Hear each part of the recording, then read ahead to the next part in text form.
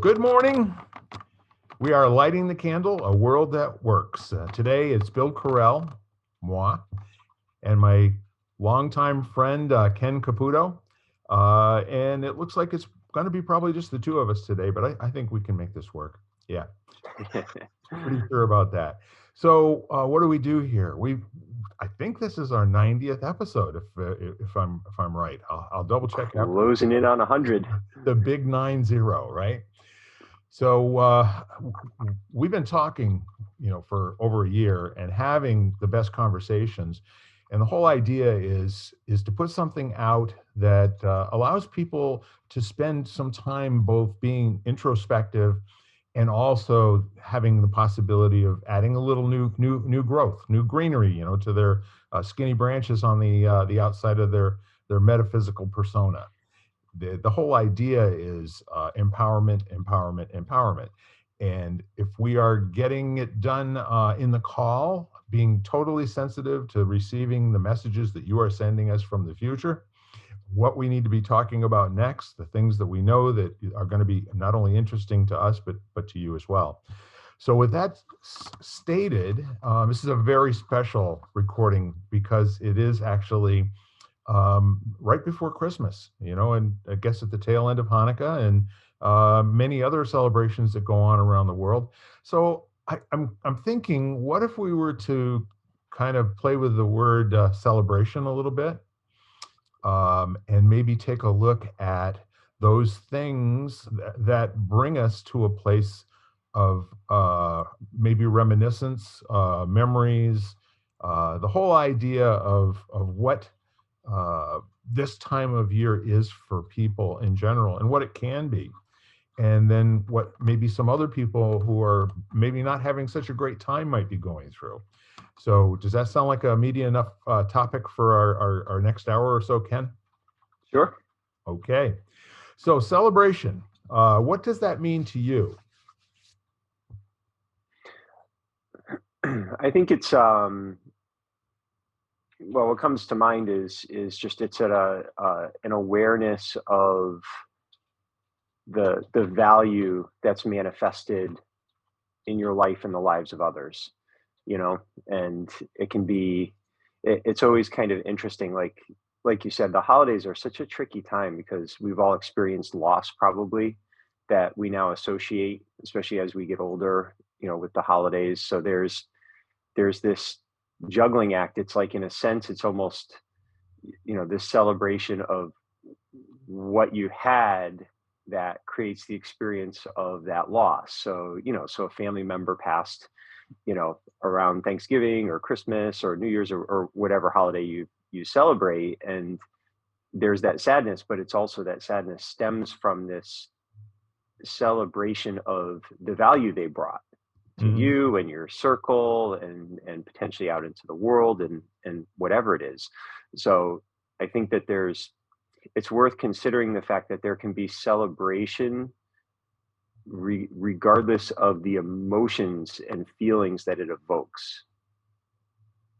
So I lost a dear friend and mentor. So, and we're all celebrating his life while in parallel experiencing profound sadness and grief. So, so it's just kind of an interesting thing. And I think sometimes I've talked to a lot of families who they almost set themselves up for disappointment because they're so concerned about celebrating as a positive thing. They feel defeated by any nuance. So, I had it all planned out and it didn't work out that way. So they had this expectation for the celebration, and then if it isn't met, that creates its own thing. Instead of just celebrating the fact that you're there, you made it. Yeah. There's an action part of celebration too.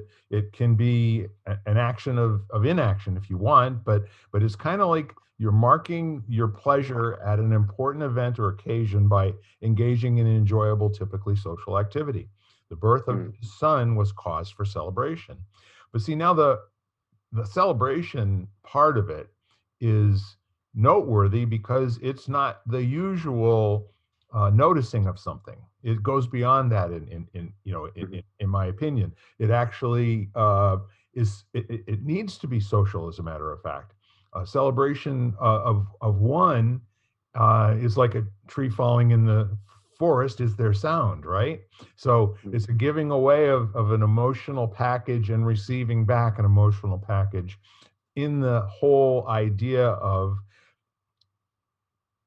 bringing to fruition that action of making a noticeable mark and marking a time where you are actually taking full joy and full pleasure in a man named John's life.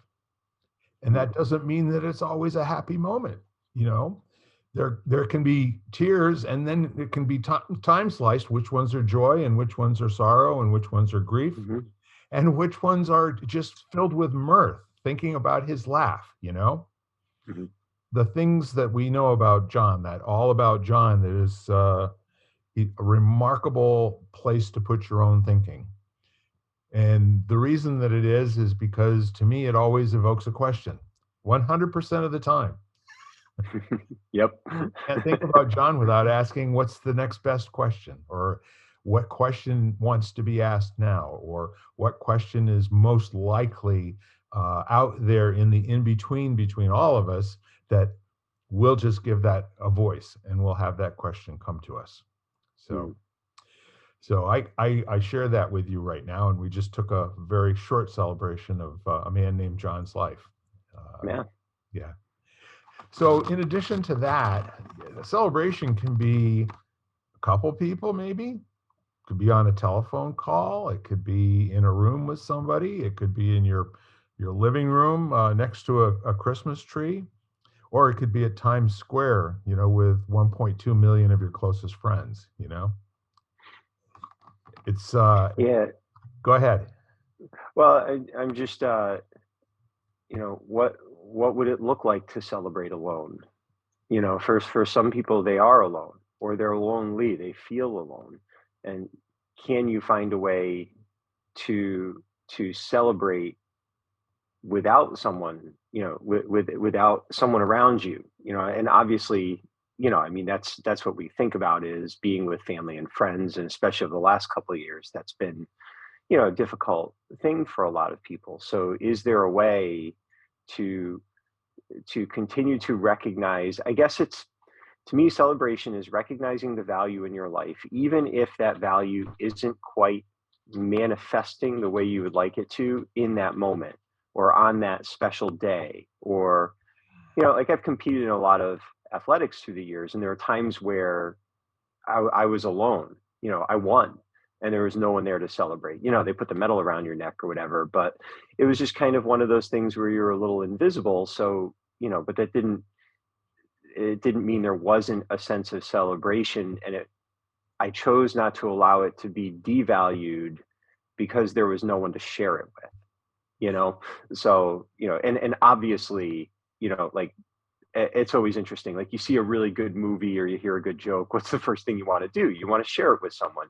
That sense of connection is incredibly valuable to us. Yeah. I guess the question I'm asking is, if you don't have access to that in the moment, can it still be something that you can recognize value if you happen to be alone? I 100% agree with you. I feel um, that the words in this definition, typically socially, doesn't mean that you can't do it alone. And I think there are some people that are razoo celebrators all by themselves.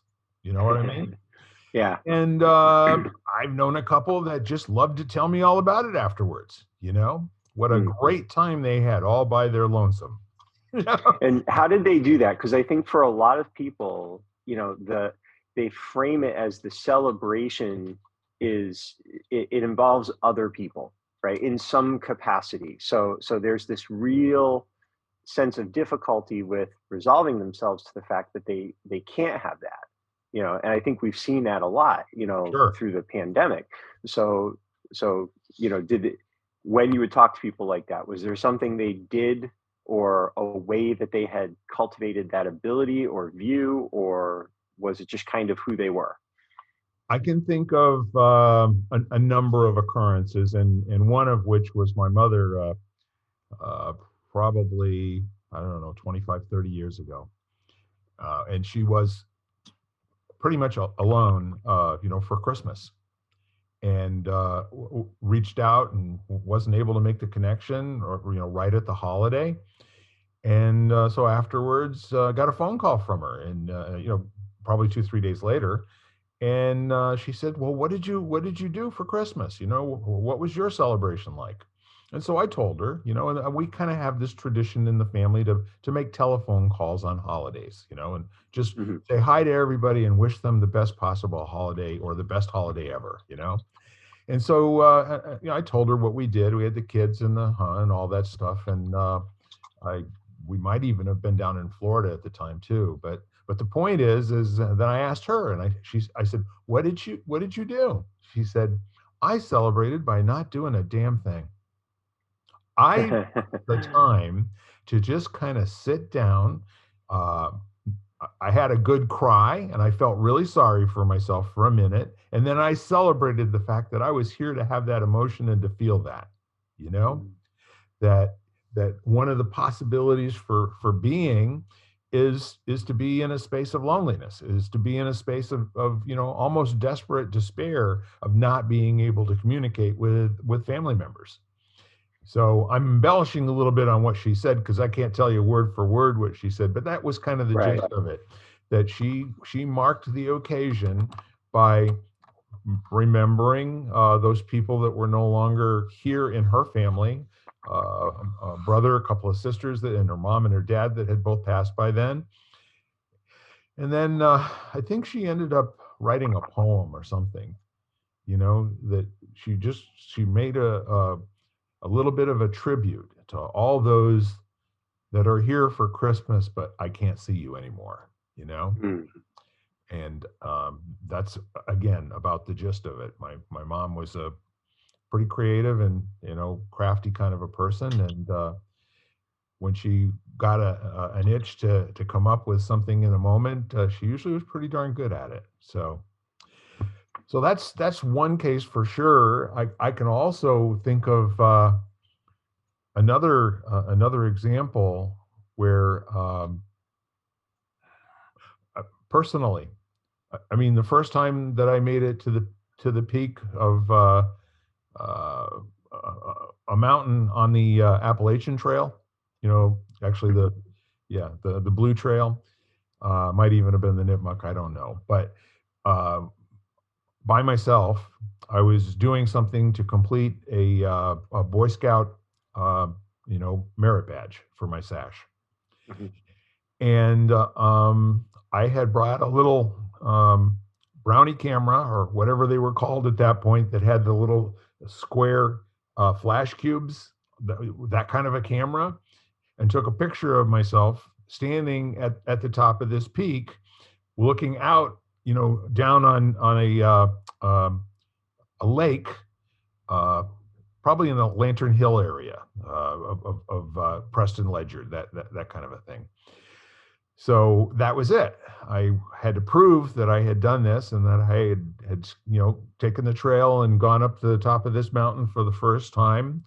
And my celebration was a whoop and a holler, you know.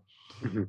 And I was standing, I don't know, 350, 400 feet above where I usually went bass fishing. And I'd never gone up this incline before, and I did it. Mm.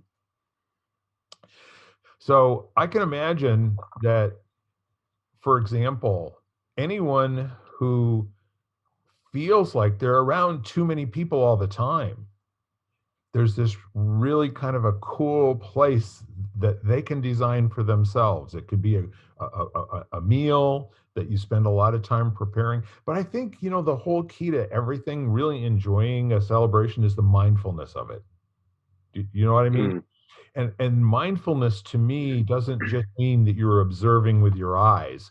I'm saying you're using all six senses to really engage, and all of your metaphysical forces and energy, and when you can bring yourself fully present, like all of you is just like an open nerve that's ready and available to just relish this moment, actually be in the space of celebration while you're doing it. Mm. You know, inviting the goosebumps to come, inviting the tears to come if they come, inviting the laughing out loud, the having fun and joy. And I do know some people that are quite good at doing that sort of a thing.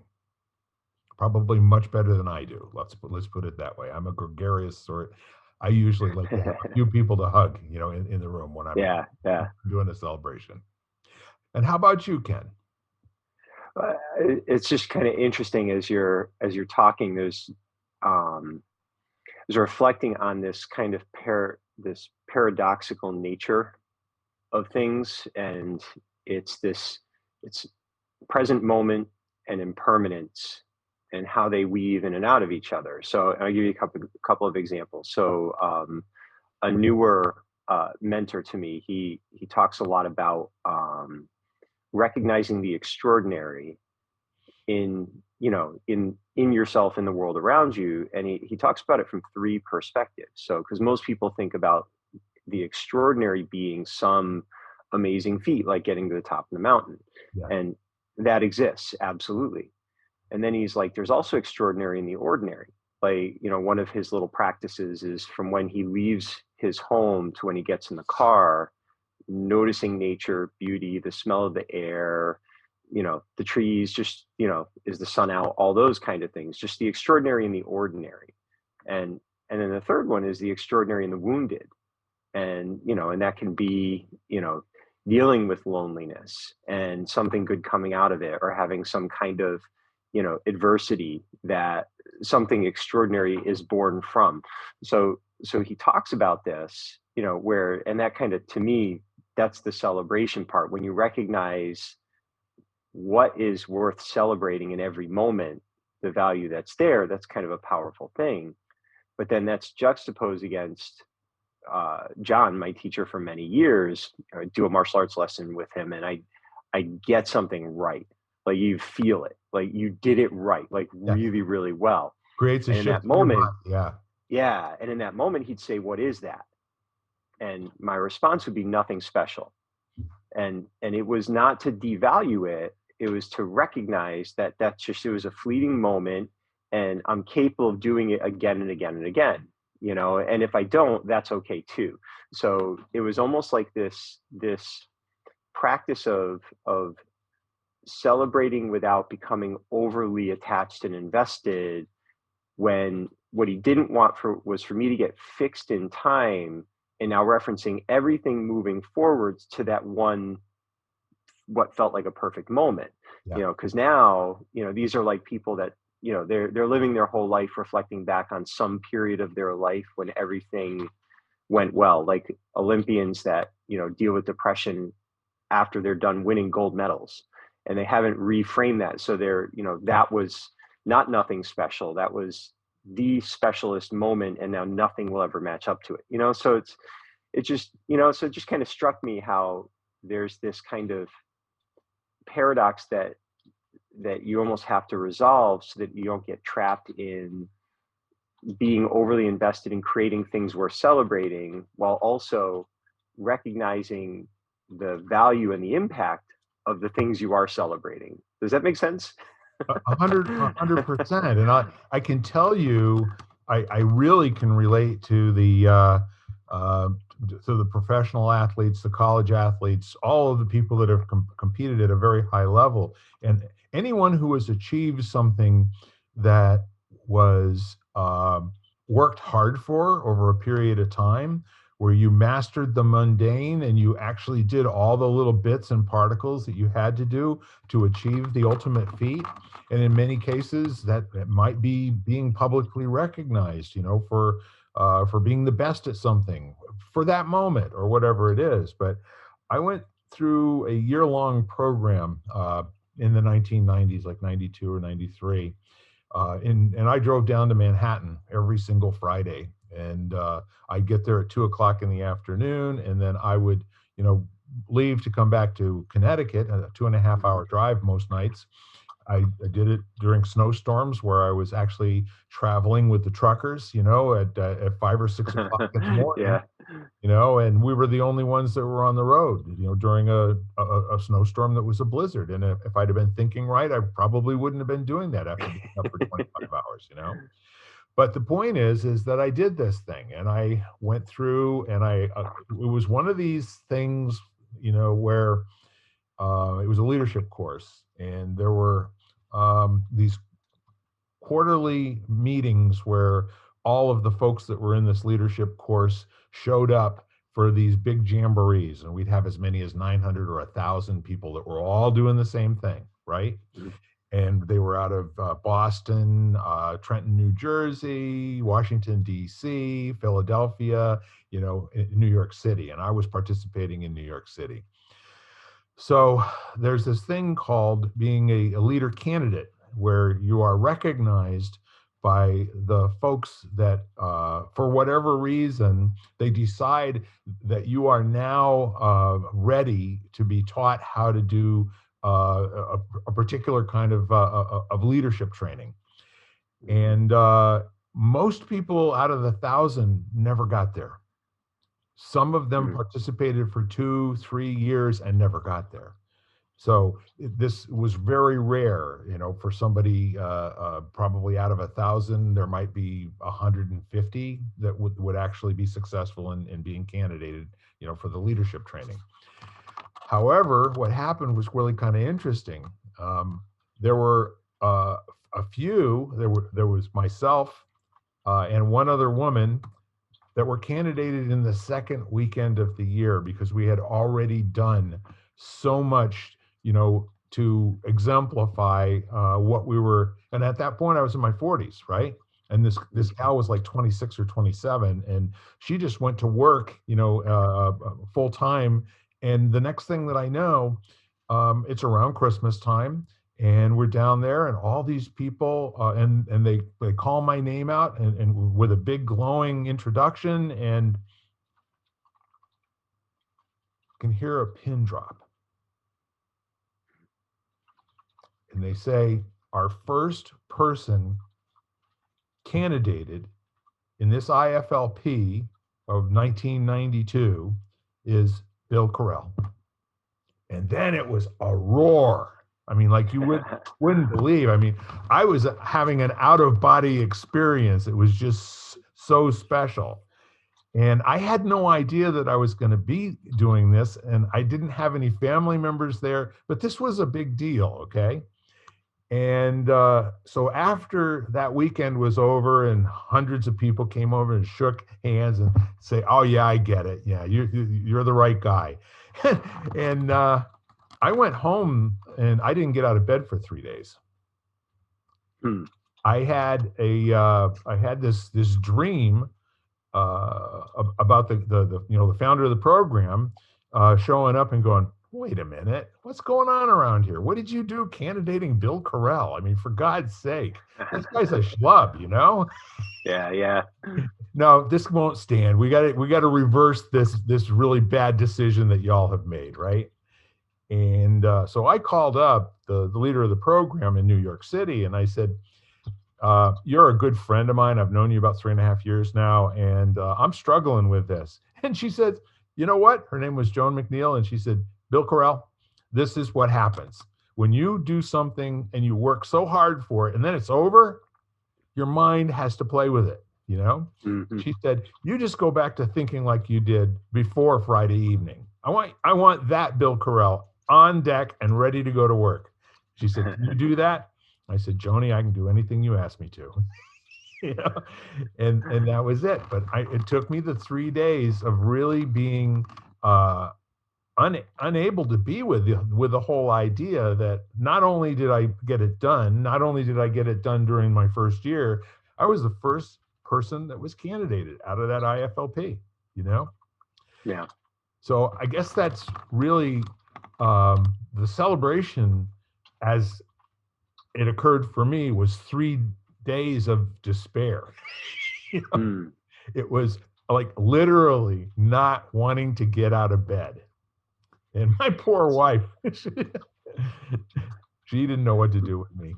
My mentor would say that's your BS detector, just sure. making sure that it's true, and it's always kind of interesting. I've always found, like, through the years, I've had lots of, I guess you call them solicitations, from people who want to consult. And, I mean, when you're in business, everybody wants to, you know, sell you their services, basically, and not in a bad way. Right. But it was always interesting to me. I learned to listen to, whether or not they were interested in asking questions or making statements. And and the ones that always made me nervous were the ones that were supremely confident in their ability to deliver, and kind of put it all on you. Like, if you do what I tell you, if you implement the program, you hustle, you grind, blah, blah, blah, blah, blah, it'll work. And the ones that always felt a little less confident, like, they took more of a will see, and, they weren't afraid to say, I don't know. Yeah. Those are the ones that, to me, had like a healthy BS detector, where they're checking in with themselves to make sure that their value would match the situation, and they're willing to question that. Yeah. So it's like, they call it imposter syndrome. You hear that, put out there a lot. And I think that's a healthy thing, as long as as long as you get out of bed after the 3 days. It It's not turns a bad out, thing. yeah, but that all of my training and all of my rigorous application of all of this stuff, in terms of being out of my skin and being able to really get into other people's worlds, it all was about, how do I reduce the amount of time that I'm offline about anything? So, Yeah.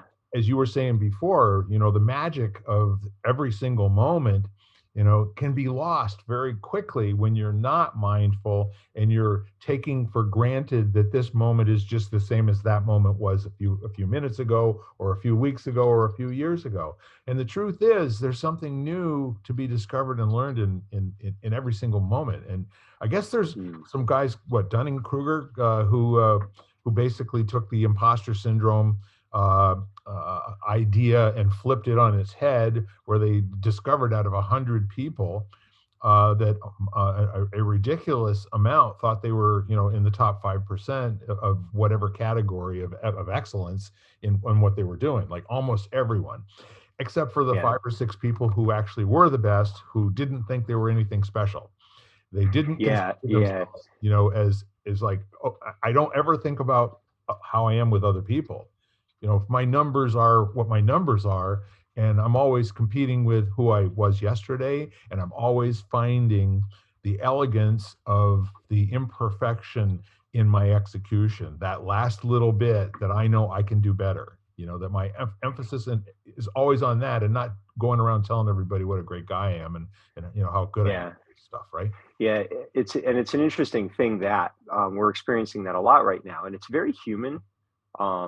And just reflecting on, I can remember when I began my martial arts teaching career, and I mean, this is, relatively young in the art and in rank, and the things that I was being taught, I had very, very unshakable conviction that I'd been taught things that were right, and this is the way it's done. And it was exactly that. And it wasn't coming from a place of, I was an intelligent guy. I'm not like, and I've studied and trained and all that kind of stuff, but I just didn't know what I didn't know. And it would always be interesting to me, the guys that have been around 30, 40 years, you'd ask them a question, and they tended not to give you definitive answers. Of course. They were very aware of situation, and it would get frustrating, because you're like, just, you're supposed to know. You've been doing this for years. Why can't you just give me the answer? And I simply lacked the reference base, in my youthful exuberance, to know that the answer was not something that was simple. It rarely is. So, but we get excited and we get passionate about the new thing, Right. and then we want to impart that knowledge to everyone that we know. And we just simply lack the context of understanding it is nuanced, and that's the real experts that I've worked with through the years. There's this kind of relaxed feeling of, yeah, maybe, and they'll be definitive, like, if they are definitive, that's when I really pay attention. Sure. Because if they're like, no, I'm going to tell you based on my experience, it's this, that's when I really tune in, because it's rare that they're willing to do that. Well, you've So, also earned the right for them to take a stand on an issue that they know you're going to be appropriate with. yeah, It's not yeah, like they're and giving you the truth that you can now believe this instead of what you just believed a few minutes before. You're going to turn it into a question for yourself, and you're going to dwell yeah, in that growth opportunity. that's a really good point. They're And pointing you there's to a door in the house. They're not taking you in. Yeah, and that's actually a really good point. It's something that I've talked a lot about with my teacher friends, is being very, very careful that you're not from a place of ego making pronouncements and directing people where you're taking responsibility for their life or Yes, directing their life in some way. You're, we don't even talk when we're doing our teacher training program. We don't use the word teacher. We call it an awakened guide, because the idea is you've simply walked this path of understanding more frequently than they have, sure. and your role is not to tell them how to walk it. It's to be very, very aware of how they're walking it and help them navigate so they don't accidentally fall off a cliff.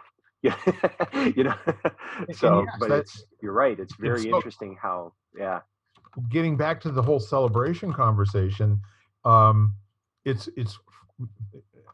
I love the model of being uh, unconsciously incompetent. Okay, and then the next stage from that is where it starts to be something that you're interested in, and then you're consciously incompetent.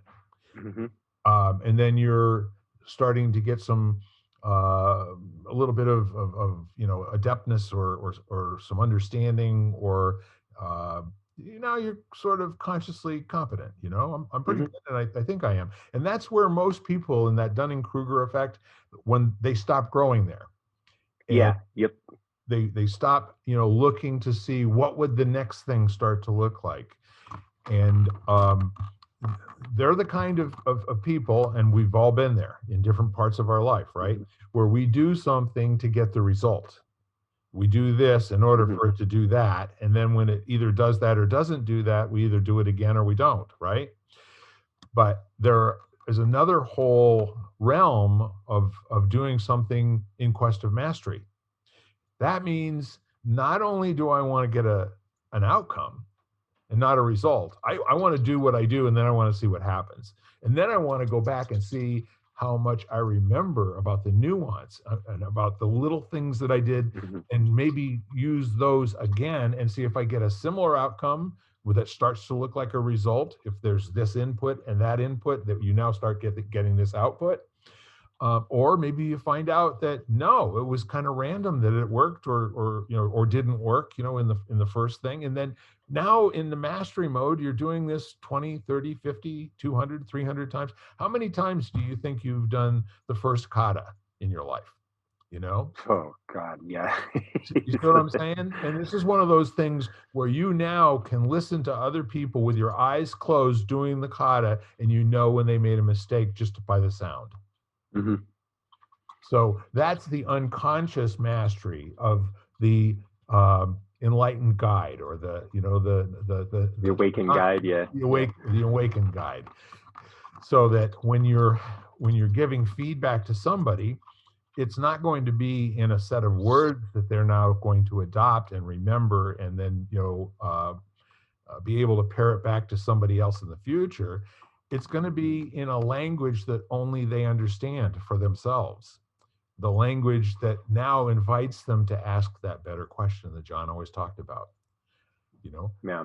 So I will say this to you, and now what does that imply to you, and what's your next question going to be? That sort of a thing. Right. It, Yeah. it used to kind of, I'll use a technical word. It used to kind of piss me off when I would be around somebody that was like that, and I'd ask them a fact question, right? That's seemingly a fact question. Aren't they all fact questions, Ken, Yeah. after all? They'd say, I don't know, you know, I wouldn't tell you if I knew. you know, Yeah. what do you mean Yeah. by that? Well, Yes, no, you've got to discover some of this stuff for yourself. It's not enough for you to be able to sing a Japanese song in Japanese, but you don't know what the words mean. yeah. Yeah. Well, and a lot of times it's, and you definitely recognize this if you've done any teaching, formally, it's giving people an answer very rarely works.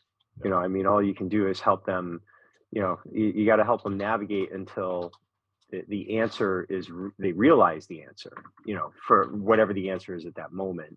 Yes. And we talk about, learning loops, and then turning a learning loop where you've got this enclosed learning experience, and then turning those into learning spirals, Yes. where that enclosed learning experience levels you up so that you kind of go through this, this spiral of learning that takes you into new places.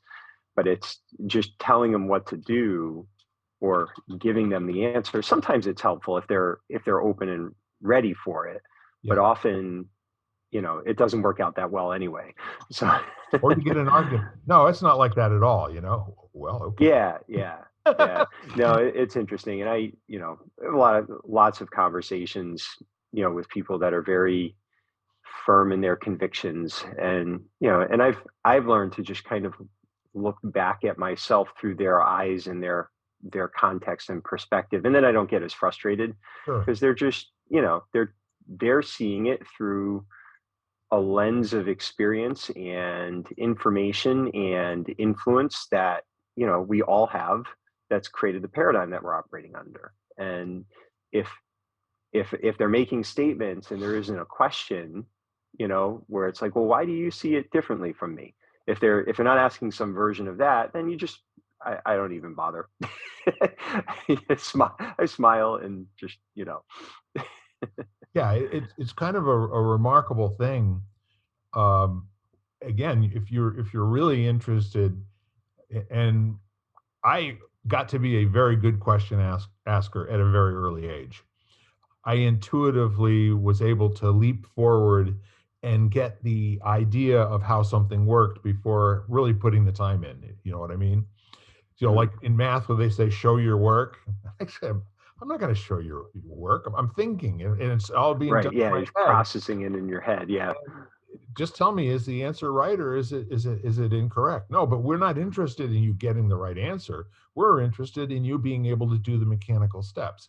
And I once, when I was probably in 7th or 8th grade, I challenged that, and I said, why do you care how I get the answer, and why are you so sure that this is the right answer? Mhm. What? No, Yeah. I mean, Yeah. seriously. You need me to show you how the mousetrap goes together, in order to get the piece of cheese and drop the cage on top of the mouse and win the game, right? Yeah, if you don't know how to do that, we don't know if you know how to think properly. But hang on. You're getting me to memorize the steps in a process, like doing the long form theorem, the proof of Mhm. this principle in geometry, the proof of that principle. So why do we use this thing called interpolation in some parts of mathematics, but we can't use it all of the time? Why can't we use estimating? Why can't we use some of these other appropriate tools that get you into the right part of the thinking model? And so when somebody would say, I'd ask a question, because my question was always going to be coming from how I could be a smart rat and jump ahead and not have to do all the work, right? And they were more constantly trying to tie my shoelaces together. And I had one teacher that I ended up falling completely in love with, and he was one of the most interesting people I've ever known, as well as most interesting man. He wound up. He was the one who would tell me things like I wouldn't tell you, if I knew, or Mhm. I'd ask him a question. He said, I'm interested in why you're asking that question, you know? And it was like, Mm. Yeah. Yeah. did somebody mess with his head in college and said, if you get a wise ass that's in your class, here's how you handle that stuff, But And it's interesting. I think those are signs of experts. I just reflect back. I remember young in my teaching career, someone would yeah, ask a question and I'd say, because of this would right. be my definitive answer. Or I'd say, because that's the way it's always been done. Or It would be because that's the evidentiary, way right? you need to do it. Yeah, it would be like this definitive, it would be a statement. And now, when someone asks a question, the first thing I'm usually say is that's an interesting question. And then it's, let's explore it, Yeah. and usually there are multiple, and and with the idea being there's probably more than one answer, which answer fits best for you. And obviously there are things that have definitive answers, Right. and again, now you could maybe navigate different processes to get there. So it's not like everything is this, vague gray area. There's absolutely black and white, that you need to deal with. But it's always interesting when it's in the gray, what's the response? And bringing it back to celebration, use another John thing. He was always big on replacing either or with both and. Yep. So you see this now. It's, I have a perception of what celebrating means. So maybe I celebrate Christmas, and I celebrate Christmas in a certain way, and either everyone celebrates Christmas the way I do, or they don't. And if they don't, that's either they're wrong or it's a threat to the way I celebrate. As opposed to a both and, where it's, well, I celebrate this way and you celebrate that way. Isn't that interesting? And where are the parallels and where are the differences? And just letting those be what they are without feeling like it becomes a challenge. So, and again, I think you see a lot of that now. It's like that whole debate. Some people get very upset if you say happy holidays, Yeah. because they take that as an attack on Christmas, as opposed to just choosing to open your sentence with an inclusive statement. And the interesting thing, I've talked to a lot of people about that. And if someone says Merry Christmas, they say Merry Christmas. If you say Happy Holidays and they say Merry Christmas, you say Merry Christmas back. It's, That but for is a some, that is a social contract. That's a right. 100%. Until the Yeah. demagogues, get their arms around something to start messing with people's minds, like there's something wrong with your thinking process. That if Yeah. you are a Christian man and you wish a Jew Merry Christmas, there's something wrong with that. You should know what the other person wants you to say to them in all cases, and don't say the wrong thing ever, Yeah. which is Yeah. more of the same nonsense. But when I say to you, I'm having the best day ever, I wish that for you, my best day ever. What do you say to that? Thank you. Yeah. I would like that. But what's interesting is, Yeah, for a lot of people, they'll take that as, who are you to push your best day ever in my face?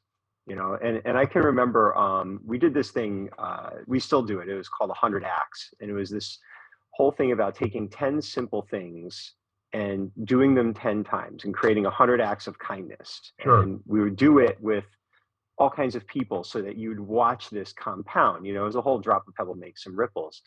And I remember one of the things that we would do is, and people could make their own, but Right. we had 10 suggestions, like a checklist to start with. And one of them was, when someone asks you how you're doing, respond with awesome, or something to that effect. And, I remember having a parent saying, sometimes you don't feel awesome. I don't think it's appropriate to tell someone to do that. And, so I was explaining, well, first of all, no one's making you say awesome every time. We're not asking you to lie. We're saying that when someone asks you how you're doing, to think about affirming the fact that you could be awesome. And also, it was more important to watch how that's reflected back when someone hears something positive like that. Sure. Because often we ask someone how they're doing and they're not doing well, and they'll tell you that. So it was just kind of interesting how, on the receiving end, and it wasn't, I didn't defend it and Right. say, well, this is the way we're doing it because kindness means you have to, it was none of that. It was just, that's a good point. Here's our reasoning. Now go use it the way you want. So, but you're right. I mean, I think that, and we're seeing a lot of this right now, when things are uncertain and scary, Yeah. it's much easier to have something to attack and to see as that black and white. People that say happy holidays are the enemies, or people that say Merry Christmas are the enemy. Like it's, if you make it personal, now you have a focal point for all of this energy that you want to discharge because, just situations in your life or globally or in the US, whatever, Yeah, it's interesting. I'm So, and I think definitely that shows having, up a lot in celebration, bring it back to that. I 100% agree. And I'm definitely still celebrating that model of the unconsciously incompetent, and then that Hmm. continuum of when you get, and it seems to Yeah. me that when you first um, notice that you're not good at something and it starts to occur to you that maybe it might be worth learning how to do it at whatever ripe old age you are. Hmm. And then your mind comes up with all of these untrue thought distortions about what your story has always been about people who do that, or Yeah. Yeah. some people are meant to do that, other people are not meant ever to do that, whatever it is, right? Hmm. But then you get, so that is your background set of conversations, those 80,000 thoughts you have a day or whatever it is. You pick a number that you like, but most of those are not going to be complimentary. Most of those are going to be like, what would keep me in bed 25 years ago, for 3 days after having this really big public accomplishment, which is now they're Hmm. going to expect me to be that guy all the time, and Yeah. what I finally came to is I am that guy all the time. I was just being me, and Yeah. Yep. that's what at the moment there were, this is a program about stripping yourself down and the mental image of being able to pass through the eye of a needle, you know, that Hmm. in your current form, you're not going through that needle. You're going to have to make this decision to break yourself up, the self that you knew uh, right before you say awesome, and then the self that you are after you complete saying the word awesome. You can't be unawesome, say awesome, and then not be awesome. You just can't do Yeah. it. Yeah. The Yep. research is Yeah. It's in very on true. that subject. What comes out of your mouth gives you the life that you live into. So Hmm. if you think in terms of that responsibility and the gift that you can give yourself in any moment, that's one of the really cool ways of making sure you don't have to spend an inappropriate amount of time with the covers over your head while you're peeking out to find out if the world's gone away. it, Yeah. it's just, you don't like how your life is going, change the subject, talk about something else. Yeah. Yeah. And it's interesting, and I think, again, this is something worth reflecting on from a celebration perspective, because that's the other thing that, I've kind of been seeing a lot is people preparing to do the family celebration with people who have differences in opinion, Yeah, whether it's like politically or something, something, one of those like volatile subjects. right. And it's interesting because I, I feel that it would be helpful for people to understand and cultivate compassion for someone's need to hold those opinions or beliefs, even if they are not true, even if they can be proven factually incorrect. There's a reason that they haven't let go of those yet. Yes. And trying to drive it, drive the wedge or get them to see it for what it is, they may not be ready for that. It's kind of like, when you're dealing with addiction, the hardest thing is, someone voicing out loud that they have an addiction, and no matter how desperately you want them to recognize it and you want to help them and fix it, Sure. it's a very, very difficult thing. And when I look around right now, there seems to be a lot of people that are holding on to what they feel are like the only things keeping them afloat. And especially it involves letting part of themselves go or belief or accepting change Yeah. that feels threatening or scary to them. That's a really, really hard thing to do, you know? So, and it doesn't mean that you don't have healthy boundaries and you can't allow people to, you know, I don't know, be inappropriate, or do things that are going to be harmful to others or even themselves. But at the same time, there can be a compassion, even if your actions, outwardly have to be a little bit harsher.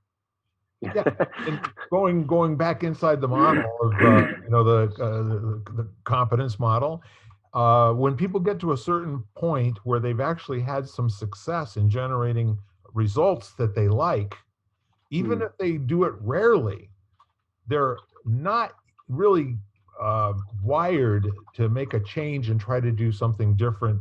And instead of mm, just do it so they can get a result or get an outcome that is favorable, they now believe that they have to do it a particular right way, that they did it that one time and now they don't remember what that formula was, as opposed to right. somebody who says, no, I just need to do it more than once or twice a week. I need to do it like 15 or 20 times an hour, you know? And sooner or later, it's going to be clear to me what I'm doing when it's working that isn't happening when it's not working, right? Like that's the whole idea of shifting your mindset from believing that there was a perfect way to have done it and you did it once, but you can't duplicate that now. And so you see people who get that level of being able to parrot back something about a world event or a controversial subject, or and they're no longer interested in what other people think on the subject because they can't handle, that it might be different than what they finally are able to articulate and remember and reproduce, right? Which is why so many people do not update their opinions. They don't change their mind about what they're doing with regard to politics, religion, sexual preference, the whole clothing, whatever it is. You get people with the same hairstyle, pretty much for 40 or 50 years and never challenge. Maybe we could do something different. Hmm. Nothing wrong with that. That conformity to having enough information to hurt yourself with, that you're not asking questions about or being curious about it, but going through the sleepless and the like sleepwalking motions over and over and over in your life, and then reporting back to the world that you're not having any fun. It's like, huh? Well, and I guess that's the question is, are you okay with how you are in your life, and are you okay with the impact how you are in your life is having on those around you? Sure.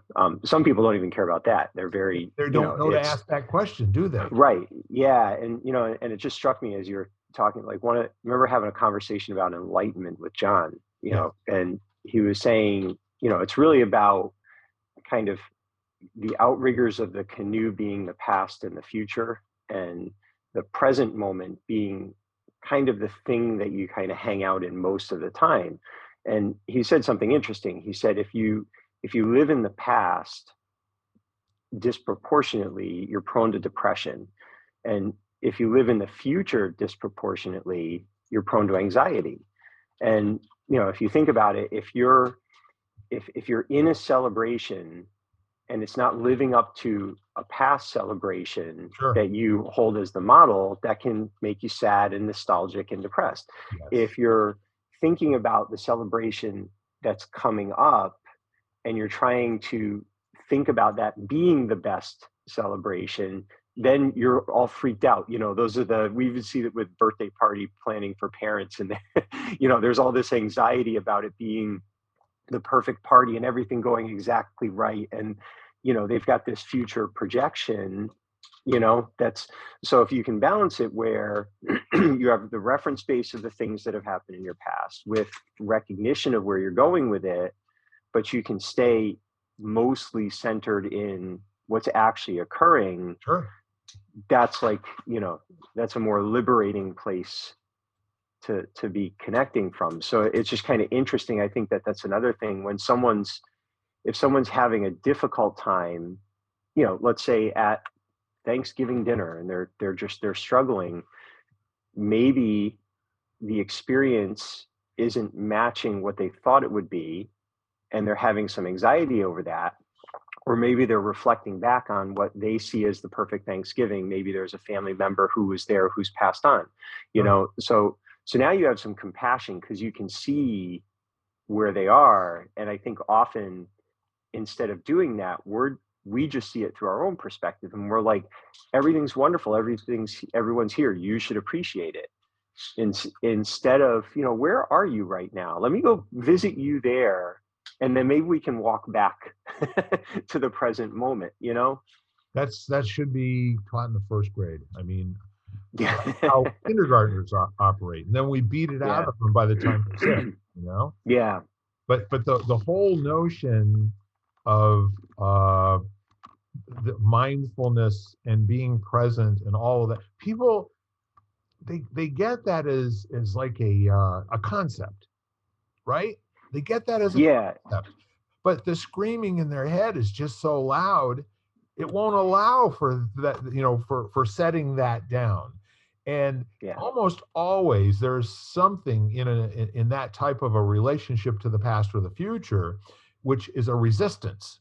You are Mhm. actually putting up a fight with a notion that you either can't be with how you feel that it is and what you in your heart believe are written on a tablet, in stone somewhere, that yes, it has to be that way and it's never going to turn out good because it never did turn out good. And now the future looks exactly like the past. And that's causing you, you get a little bit of respite from the depression side. No, we'll give you some anxiety. Let's see what you put that in your pipe and smoke it, right? Mhm. So the whole notion of, hang on, I'm sitting here and I'm kind of noticing all of the electronic devices that I have around me. And I'm able to have this conversation with my dear friend Ken.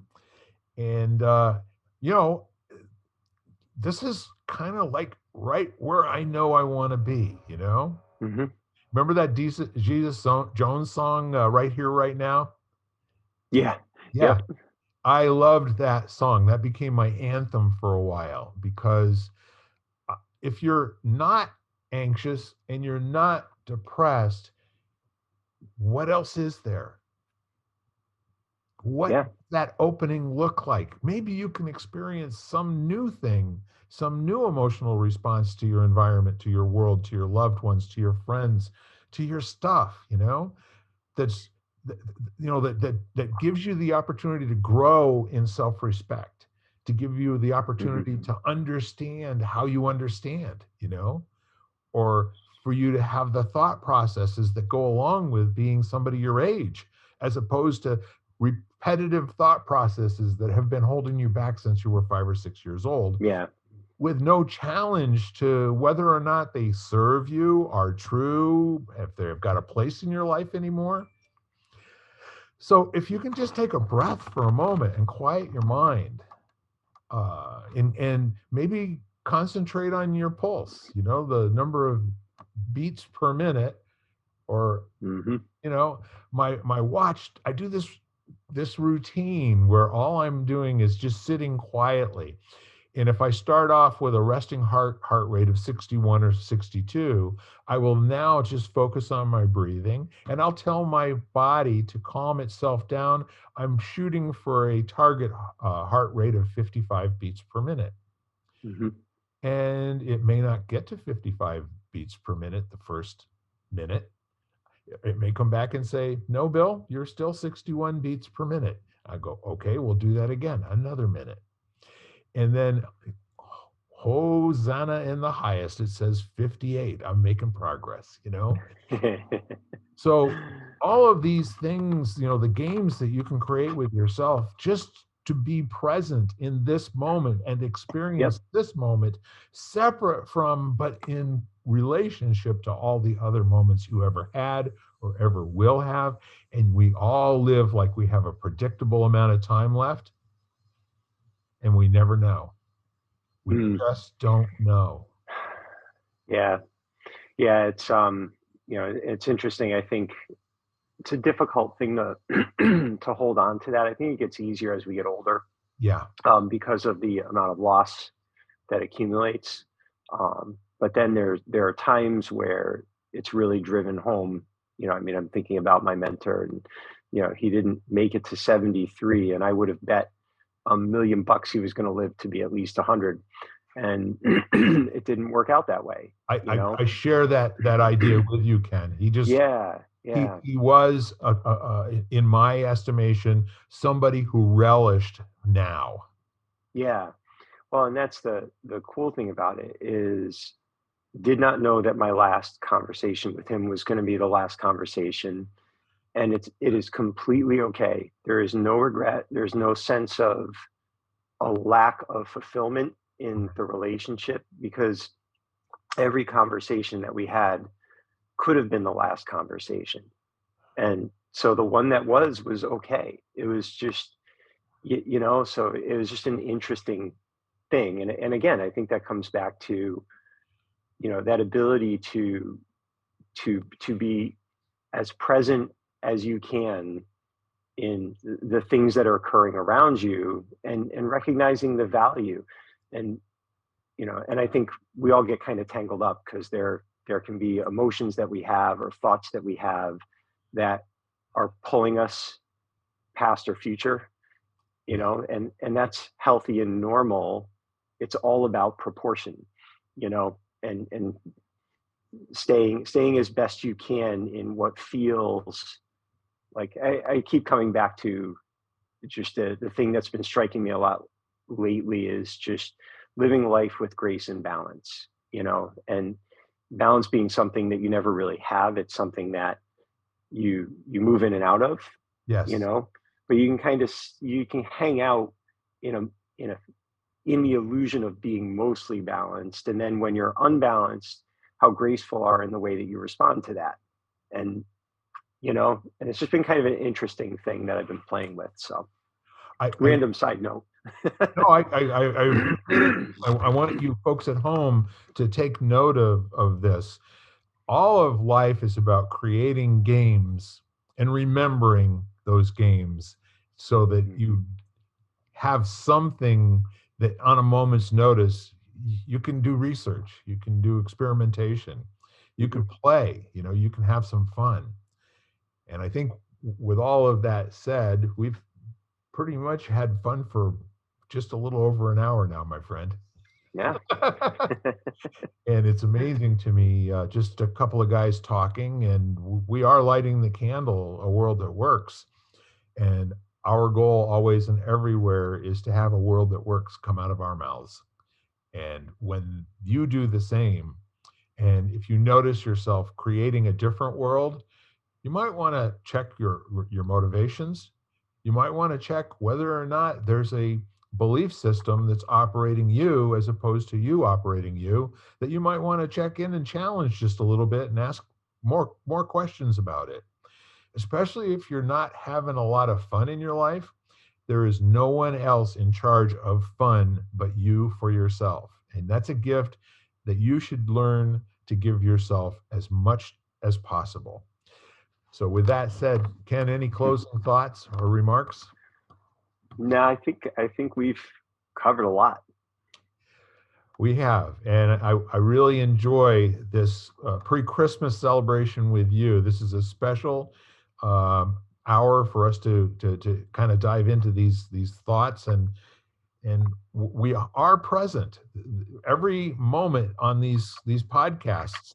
What we're getting that comes out of our mouth is the past or the future, obviously, and it's nesting and dwelling in the present and being open to receiving what's going on right this minute.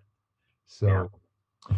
Well, with that said, we have maybe one or two more podcasts that we'll do before the end of the year, but it's been a remarkable 2021 in so many different ways. And there are so many opportunities for emotional response to where we've come in the last 12 months. And I just want to remind people that, again, when you're by yourself and you're celebrating alone, make sure your head almost comes off. You're having such a good time.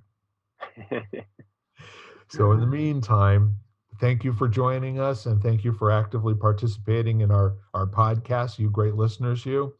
And can't wait to see you out in the world. And I've got a hug for every last one of you. Bye-bye. Adios. And Merry Christmas. You've been listening to Lighting the Candle, a world that works, part of the Exvadio Podcast Network. You can catch us each week, as well as the rest of the network, at exvadio.com/podcasts, as well as the Apple Podcasts app, Google Podcasts, Spotify, iHeartRadio, Stitcher, Audible, Amazon Music, and wherever you find podcasts.